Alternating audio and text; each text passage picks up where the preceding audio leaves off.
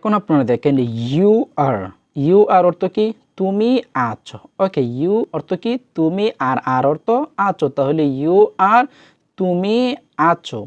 ওকে, এখন আমি যদি এখানে ইউর পরিবর্তে আমি এখানে যদি আই দেই তাহলে কি হয়ে যায় আই এম। এখানে দেখা যায় কি আই এম মানে আমি আছি, আই এম আমি আছি, আর ইউ আর তুমি আছো। এখন আমি এখানে যদি ইউর পরিবর্তে আমরা যদি উই ব্যবহার করি তাহলে কি হয়ে যায় উই আর অর্থ হয়ে যায় আমরা আছি। উই আর আমরা আছি, ইউ আর তুমি আছো, ইউ আর তোমরা আছো, দে আর তারা আছে। অর্থাৎ আপনাকে এখানে শুধুমাত্র পরিবর্তন করতে হবে এখানে সাবজেক্টটা। জাস্ট আপনি কিন্তু সাবজেক্টটা পরিবর্তন করেন তাহলে হয়ে যায় ইউ আর তুমি আছো, আর এখানে আয়ের পরিবর্তে আই এম আমি আছি, এবং হির সাথে হলে হি ইজ সে আছে, শি ইজ সে আছে, এবং ইট ইজ ইহা আছে।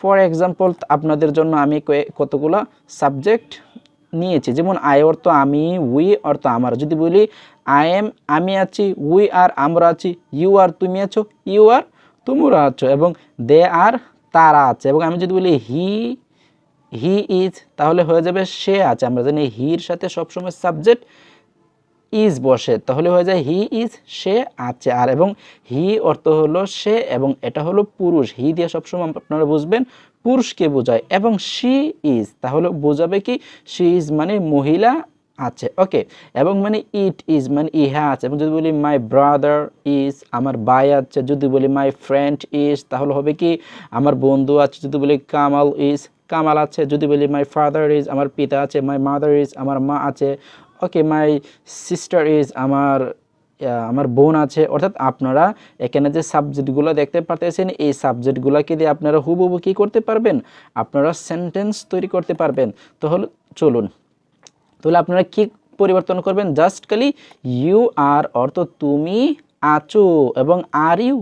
এখন দেখেন আর ইউ তুমি কি আছো, তাহলে আপনারা এখানে যে আরটা দেখতে পারতেছেন এই আরটা যদি এখানে প্রথম মানে চলে আসে তাহলে এখানে পরিষ্কার কি হয়ে যাবে, তাহলে আর ইউ তুমি কি আছো। যদি বলি এম আই আমি কি আছি, কেমন এখানে অর্থাৎ যদি আরটা প্রথম চলে আসে তাহলে এটার অর্থটা হয়ে যাবে কি একটা প্রশ্নবোধকের মতো অর্থ হয়ে যাবে। যদি বলি আর ইউ তুমি কি আছো, আর উই আমরা কি আছি, আর ইউ তুমি কি আছো। যদি বলি ইজ শি সে কি আছে, ইজ মাই ব্রাদার স্টে আমার ভাই কি ধারণ অবস্থায় আছে।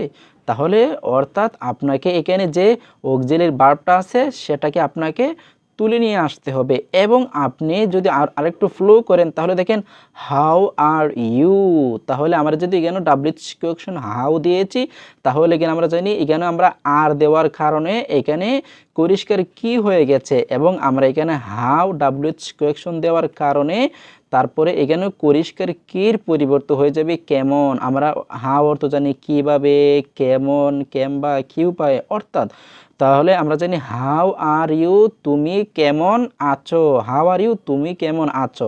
তাহলে আপনারা বুঝতে পারতেছেন আমরা যে সারা জীবন মানুষকে একজন আরেকজনকে ব্যবহার করি, অ্যাকচুয়ালি হাউ আর ইউ তুমি কেমন আছো, হাউ আর ইউ তুমি কেমন আছো এটা কিভাবে হয়েছে, তাহলে আর ইউ ইউ আর তুমি আছো, আর ইউ তুমি কি আছো, অর্থাৎ এই পরিষ্কার কি এর পরিবর্তে হয়ে যাবে কেমন। ফর এক্সাম্পল এখানে আমি যদি হাউ এর পরিবর্তে যদি হোয়াই দিই, যদি হোয়াই আর ইউ তুমি কেন কেন কেন আছো, আমরা জানি হোয়াই অর্থ কেন, আর এখানে কেমনের পরিবর্তন হয়ে যাবে ডাব্লিউএইচ কোয়েকশনের অর্থটা হয়ে যাবে তুমি কেন আছো, তুমি কেন আছো। তাহলে অর্থটা কিন্তু এভাবে পরিবর্তন হয়ে যাবে। আপনারা কিন্তু ইনশাল্লাহ আশা করি আস্তে আস্তে বুঝতে পারতেছেন সেন্টেন্সগুলো আপনাদেরকে কীভাবে তৈরি করতে হবে। তাহলে আমি কিন্তু বলি আই এম আমি আছি, এম আই আমি কি আছি, তাহলে এবং যদি হাউ এম আই আমি কেমন আছি, আমি কেমন আছি। যদি এখানে আপনারা বলেন হাউ ইজ শি সে কেমন আছে, হাউ ইজ মাই ব্রাদার আমার ভাই কেমন আছে, হাউ ইজ মাই সিস্টার আমার বোন কেমন আছে, হাউ ইজ মাই ফাদার আমার পিতা কেমন আছে। তাহলে আপনারা এভাবে সেন্টেন্স কী করতে পারবেন, অহরহর সেন্টেন্স আপনারা নিজে নিজে তৈরি করতে পারবেন। But this is the first time you have to know how this is make sentence. Okay, and also you have to know that And then if you want to speak English, must be you have to know that how to make a long sentence, and then you can speak English very easily. But at first time you have to know how to make a long sentence. But I'm showing you how to make a long sentence and how to make sentence. তাহলে আপনারা বুঝতে পারতেছেন। এখানে আমি এখন যদি আমি বলি why am I, আমি কেন আছি, যদি বলি why we are, why are we, ওকে, আমরা কেন আছি, তাহলে কিন্তু সেন্টেন্স হয়ে গেছে। কেমন, হোয়াই আর উই, এখানে হোয়ার পরিবর্তে যাবে আমরা, তুমি পরিবর্তে যাবে আমরা কেন আছি, ইউ আর আছি। আর এখানে আমরা সাবজেক্ট অনুযায়ী এখানে ইউর জন্য হয়েছে আছো আর উইর জন্য হয়ে যাবে আছি। ওকে, তাহলে আপনারা বুঝতে পারতেছেন কিভাবে সেন্টেন্সগুলো তৈরি হচ্ছে। ওকে, তাহলে আপনাদেরকে there is the first thinking you have to, at first you have to make this is sentence. আপনাদেরকে এগুলো মুখস্থ করতে হবে।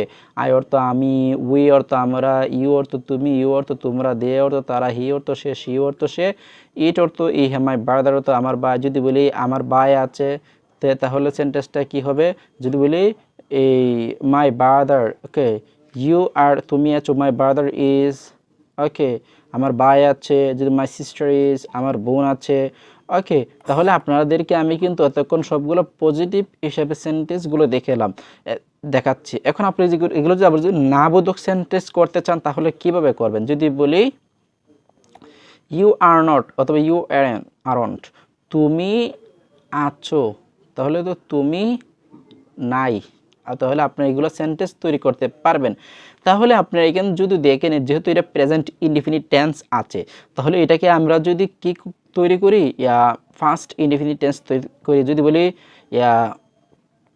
ইউ ওয়াজ, তুমি, সরি ইউ ওয়ার, তুমি ছিলে, ওয়ার ইউ, তুমি কোথায় ছিলে, হাউ ওয়ার ইউ, তুমি কেমন ছিলে, সেন্টেন্স কিন্তু হয়ে গেছে।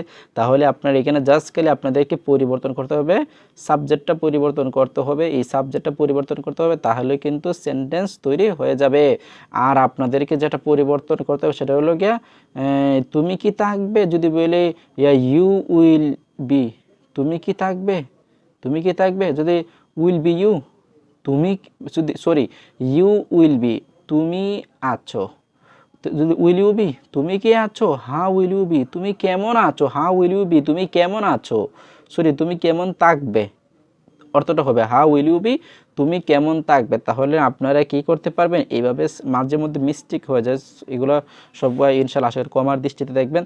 তাহলে আপনাদেরকে দেখিয়ে দিয়েছে আপনারা কীভাবে প্রেজেন্ট ইনডিফিনিট টেন্স দিয়ে ব্যবহার করবেন, আবার কীভাবে ফার্স্ট ইনডিফিনিট টেন্স দিয়ে ব্যবহার করবেন, প্রেজেন্ট ইনডিফিনিট টেন্স আপনি এম ইজ দিয়ে ব্যবহার করবেন, এবং first indefinite tense was were দিয়ে ব্যবহার করবেন, এবং future indefinite shall be will be দিয়ে ব্যবহার করবেন। এখন অনেকে বলতে পারে এখানেও তো আমরা জানি এটা প্রেজেন্ট ইনডিফিনিট টেন্স কীভাবে হয়, আমরা জানি এম ইজ হলো ভার্বের প্রেজেন্ট ফর্ম এবং ওয়াজ হলো ভার্বের ফার্স্ট ফর্ম এবং বিন হলো ফার্স্ট পার্টিসিপল। আপনারা জানেন এভরি কন্টিনিউয়াস টেন্সের সাথে ভার্বের সাথে আইএনজি হয়, কিন্তু এখানে যে আমরা আইএনজি দিব, এখানে তারপরে তো একটা ভার্ব থাকতে হবে, আমরা যে আইএনজি দিব, কিন্তু তারপরে কোনো আর ভার্ব নেই। তার জন্য এগুলো হলো আর এগুলো হলো এম, এগুলো হলো মেইন ভার্ব, যার কারণে আমরা পরবর্তীতে আর কোনো ভার্ব সাথে আইএনজি করিনি। আচ্ছা, ইনশাল্লাহ আশা করি আপনাদেরকে যে আমি এত পরিশ্রম করে যে ভিডিওগুলো তৈরি করে দিচ্ছি উপহার স্বরূপ হিসাবে, ইনশাল্লাহ আশা করি তার প্রতিদিন আপনারা অবশ্যই আমাদেরকে সাপোর্ট করে দিবেন। ভালো থাকেন, সুস্থ থাকেন। আসসালামু আলাইকুম রহমতুল্লাহি ওয়া বারাকাতুহু।